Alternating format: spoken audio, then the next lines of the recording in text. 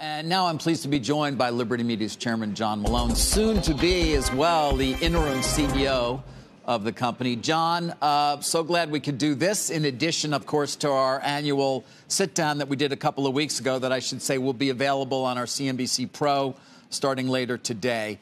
What's going to happen now, John, to Liberty Media, specifically to F1, which is really going to comprise what many investors will consider the company?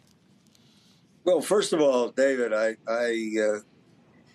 watching Greg being interviewed and listening to his presentation this morning, he is a fabulous executive. He's done wonderful things for me and my shareholders, and we certainly hope that our futures will come back together at some point when he's rested up.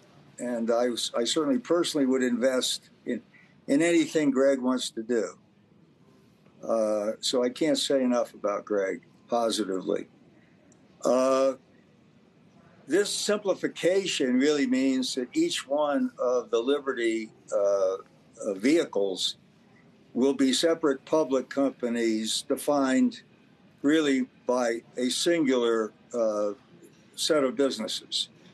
So Formula One becomes a asset-backed company in the racing business with F1 and Dorna, with one balance sheet, and with the current ownership structure. As you know, I'm effectively the control shareholder of a number of businesses through my voting position. I will continue to vote approximately 49% of the votes in Formula One. It ain't going to be easy, but we will find a CEO for the holding company who will continue to support Stefano and the management team. Greg has assembled a great group of people at headquarters who will do the burden. At 83 years old, going 84, I'm unlikely to be a highly active CEO.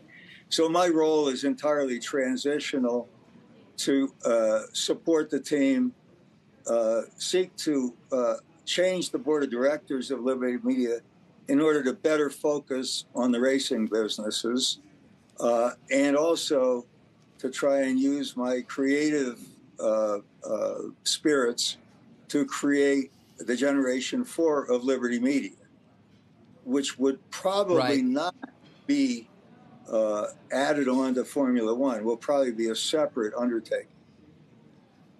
So, all right, another generation of Liberty Media. I mean, John, you and I a couple of weeks ago, and again, I'm going to encourage people to watch our long interview as well that when we make it available.